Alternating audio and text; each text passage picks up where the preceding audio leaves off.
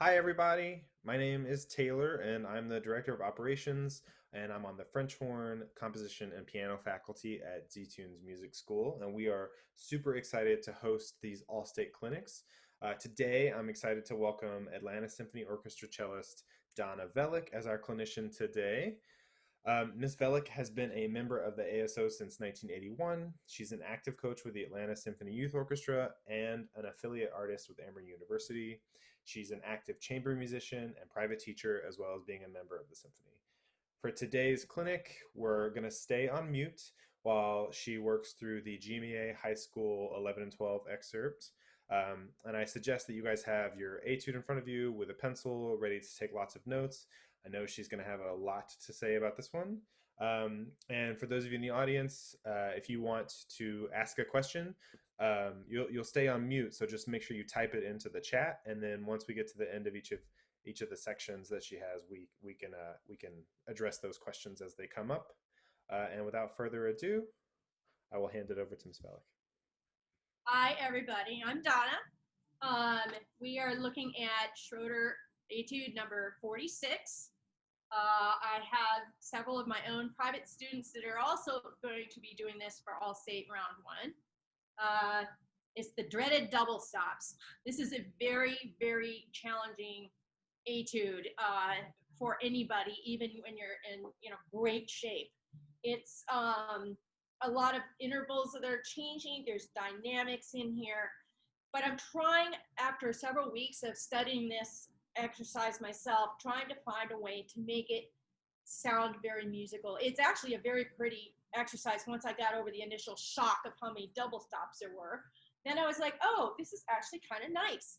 Now, when I look at the metronome marking that is suggested for this one, the eighth note equals 110.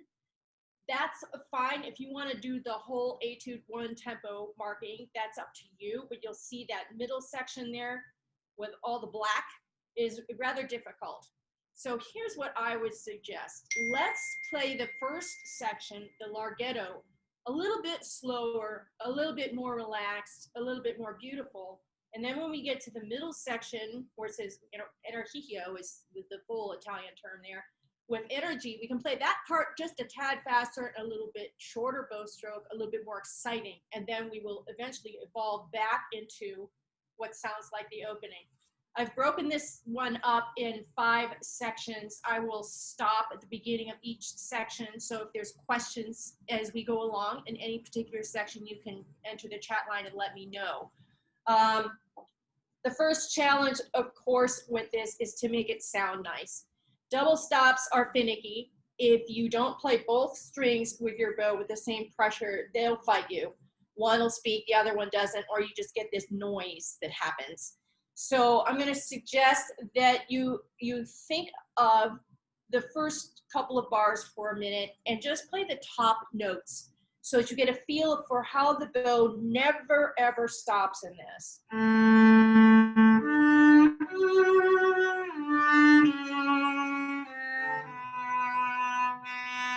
You see, even with the dotted notes there, I don't make them short.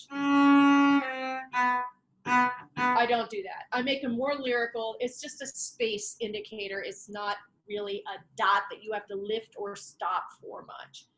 So when we put our double stops together, it's dolce, but piano is a little too soft. If you're trying to play these with control, you're going to have to play out a little bit more. So don't be afraid of the dynamicness there. I would suggest mezzo something so that you get more.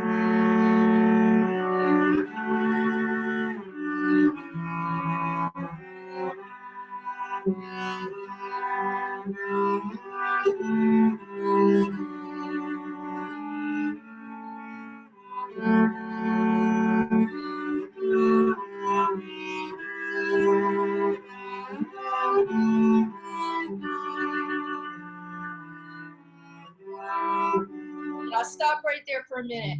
So you see, I'm adding vibrato on the notes that are easier to do. For example, when you're using your first or second finger, those are notes you could probably put a half a wiggle on the top with. When you're doing 3s and 4s, probably not. I mean, those shifts are awkward enough that I think they're not necessary. You don't have to do vibrato at all. I just think it's kind of nice. And you'll see the hairpins that are there that are naturally helpful. At the end where I just stopped, this is the line 2, last bar. You'll see a Roman numeral 3 there. What they're asking you to do is to shift up on the G string. And then your open string. Now, if that's too hard for you to do, you can do that first position as well. But I think it's kind of fun. I make a little slide out of it.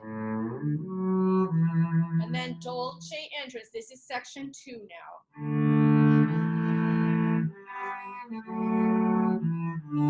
Slightly softer.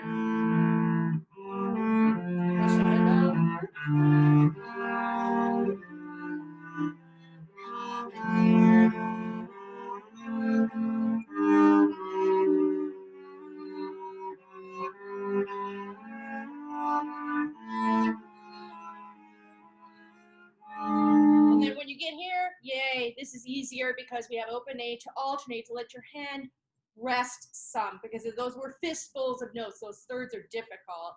So we're on a mezzo forte bar, which I'm playing more forte.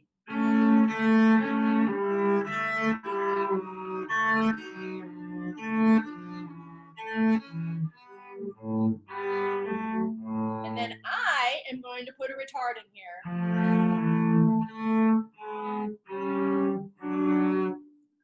Good luck. That's as far as my little hands can reach. Do the best you can. Don't dwell on it. And now you're in the odd tempo. So once you get there, you're back to what sounds like the beginning. So you can see I'm trying to make it very legato all throughout. And when you have the mezzo forte section again, you can lean on the downbeats. Release the pressure in your fingers during the open A. Sorry. I can't talk and play at the same time. So when you have these, don't sock them too hard. Gentle.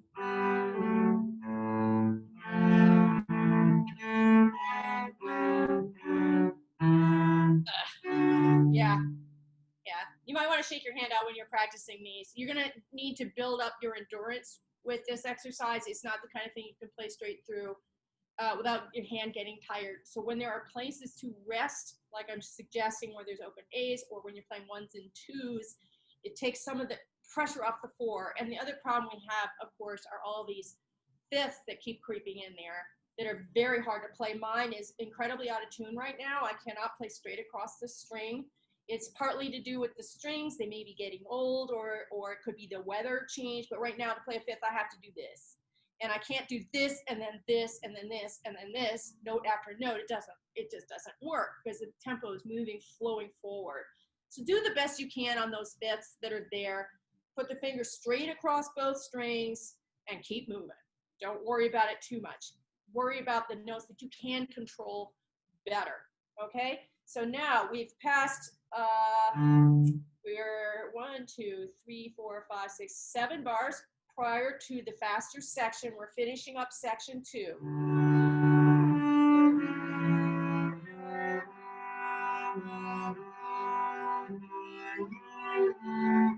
And you hear I slide. There's no reason to hop. Slide. It's a lyrical piece.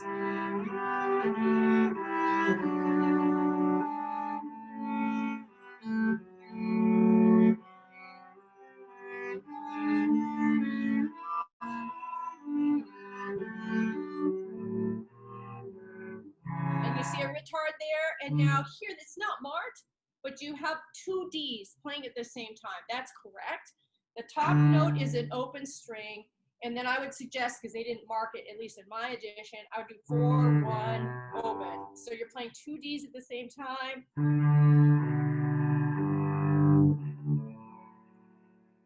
And finish that section. Are there any questions right now that anyone has, or shall we just move on? Okay, let's muscle through. Okay, so shake your hand out when you're practicing, and now we start the next section. I'm going to call this section 3, It's louder with energy. You see a lot of dots. You see a lot of accents. You see fast notes. If you think of it in 6, it's not as difficult as it first appears. So you think 1, 2, da da da da da da, 1, 2, 3. You can think in 3. You can think in 6. Doesn't matter. So dum da da da da da da dum bum bum bum ba da da da da da da. As if I'm playing just the top notes. And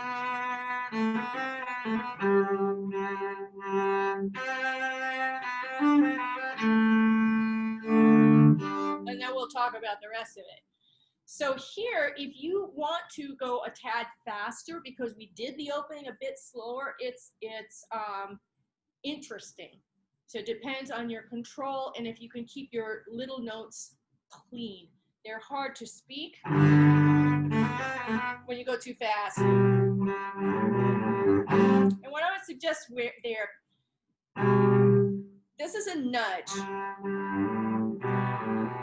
So you don't lift your bow. You see the lower notes are all on one slur as if there's no dots at all. But the top part is it down, up, up. So we're going to interpret as down, up, nudge it a little bit. So it has a little articulation in the bow.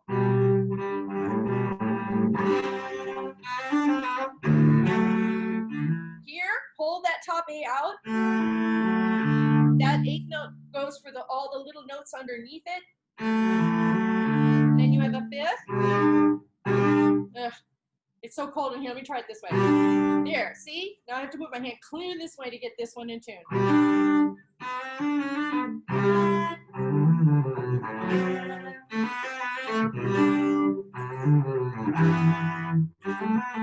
Now, here, I have a 4th finger marked. I prefer to use my 1st because I'm all in the same position. It's very hard to go shift fast for that one little note. I'm not sure why there's a 4 there. Just stay there in 3rd position. Next chord. Now we're at the top of the page. I have also decided this needs some more drama. So why don't we do this? There's a slash mark. So put an up bow on the next run. Down bow. Up. So that it'll be a very dramatic ending to section 1. You can do it all on a slur, but I have trouble in forte going to the tip, making a crescendo, and doing an up bow on that top beat. I find it difficult at this tempo, so I break it up.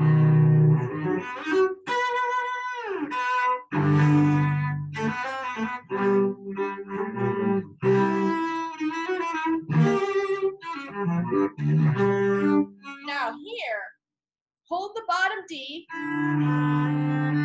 hold the C, and then these are all on their own, where you can make a diminuendo. I know that's an awkward bar because it's unclear. Hold it.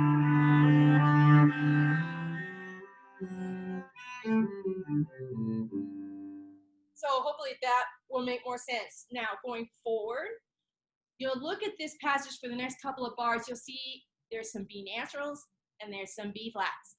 It's sometimes easy to get turned around because they sort of sound like it could be either in there, but they're printed differently. So let's make sure that we play the right note there. So for example, this one, make that a B natural like printed. And when I do these accented notes, I do them with vibrato. They're not supposed to be rough. When you're in a piano section, it's not aggressive. It is not that. So let's be more musical. B natural. Here's our B flat. Another one. B natural. See, so they're sprinkled in there. You got to look for those. I remember the first pass that I made through this etude, I was like, wait, what was that supposed to be? So just if you need to, that's what your pencils are for. This is your music. Mark anything you need to as you see it coming, you'll remember that it's there because you have a pencil indicated marking that you can read. Okay, so let's do that again. So here's piano.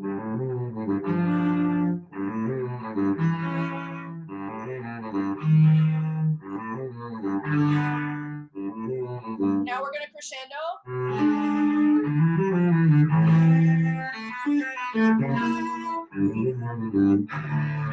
Now, this is what I call section 5. When you get here, this is legato, like the opening, only it's a forte section, so it's very singing, very full. So don't attack that one with an accent like the other chords we just did in the previous bars. This is different. This is a melodic chord. I mark a dash mark over it so that I see it coming also, because it's across. You see there's a key signature. Your eyes are traveling down to another line. You'll see it after you've already played it. And you go, oh, I meant to do it. So go ahead and mark it in advance. You'll see that dash over that note, and you'll play it longer. And here, again, now we go back to the initial tempo that we started with. So if you started with a slightly slower tempo like I did, this is where we go back to our melody. Hold this D out. That eighth note counts to be held through all those little bitty underneath notes, okay? So we can't just, it's not meant to do that. I think it's supposed to be more sustained. So if you can manage it, I would try it. Sorry.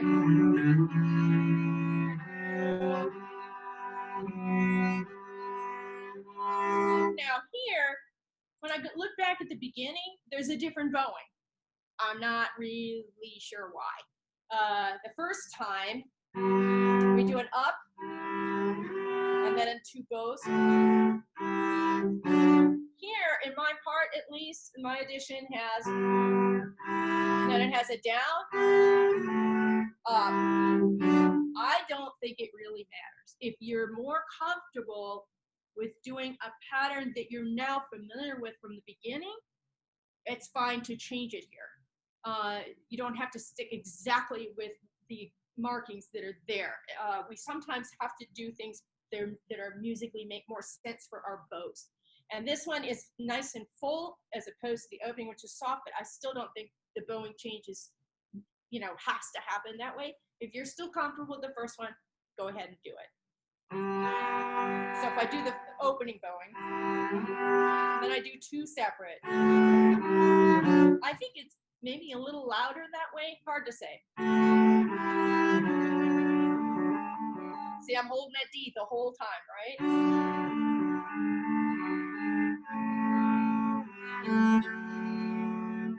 And again, those double dots are long.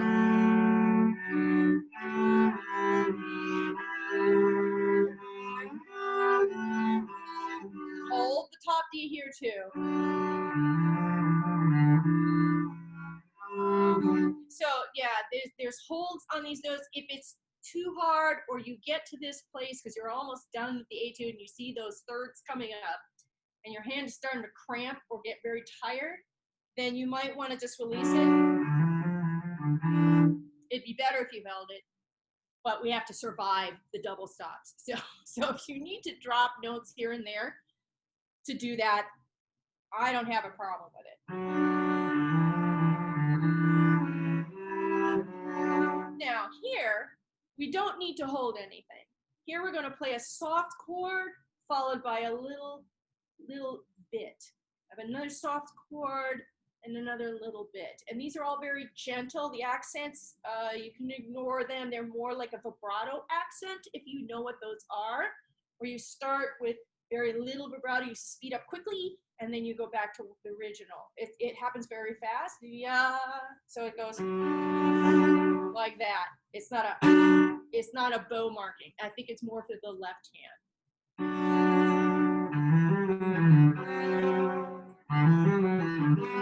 So I'm pulling enough bow. I don't need a whole bow, but I use the bow so that it sustains the sound without me having to squeeze or press over here. Because we've already done plenty of that in all the forte that we did before. So when you get here, relax your hand a little bit, bow hand. Relax. Just pull, use speed instead of strength. And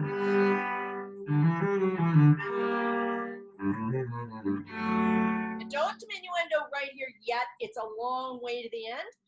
Make sure you can hear all these little notes on the C string as well.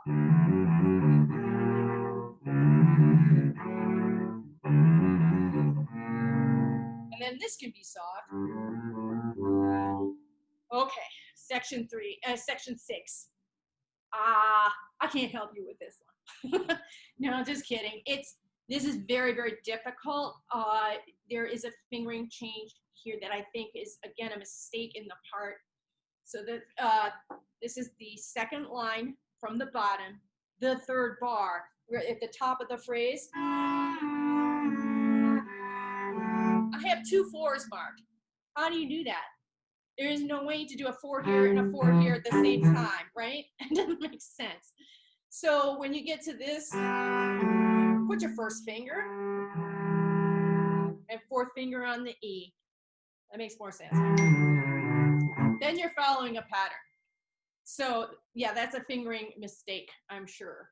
So when you're at this third section, start soft, keep your bow speed steady. Not a lot, just keep it steady. Not on the fingerboard or it will not speak.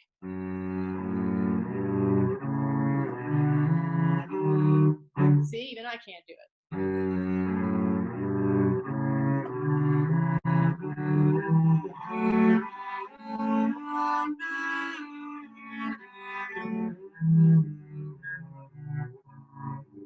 Now, this is a B natural and a B flat.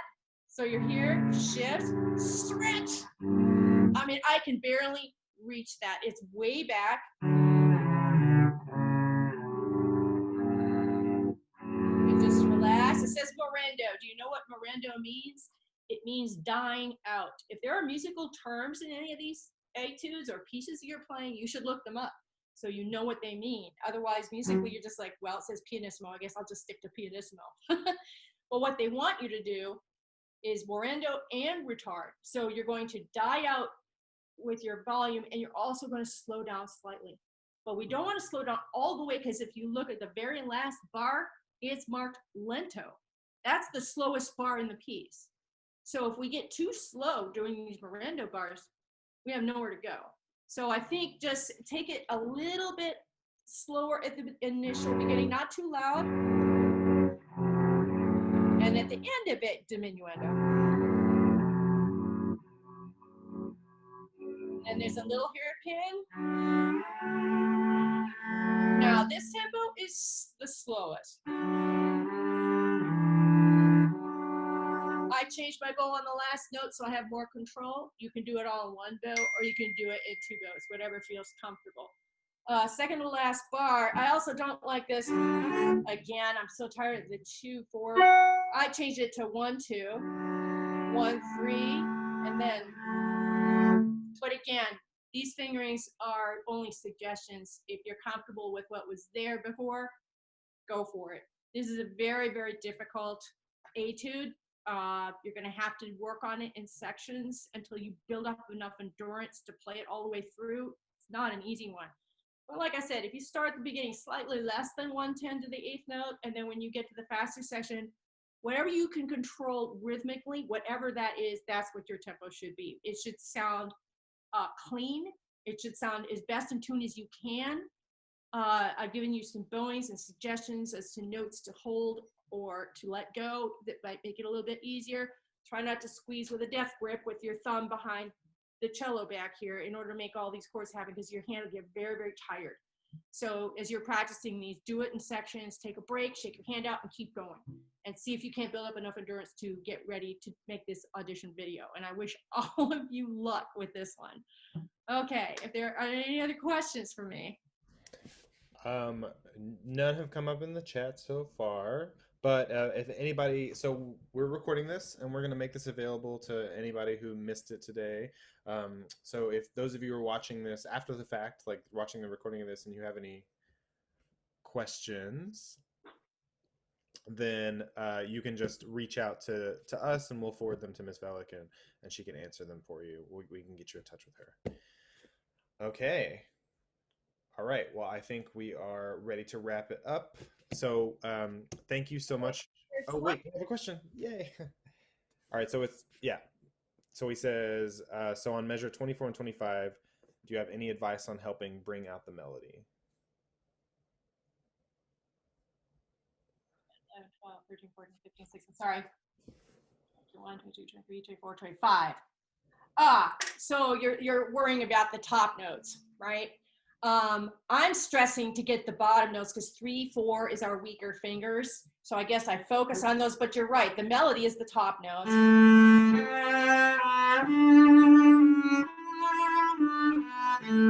Right? So if you want to put a little vibrato on those, if you're comfortable, I can't. That's such a big stretch. I can't quite manage it. Aim for the dollar beats. Da yada, da yada. And that should get you over the hump of those areas. Does that answer the question? Hopefully so. He says yes. Thank you.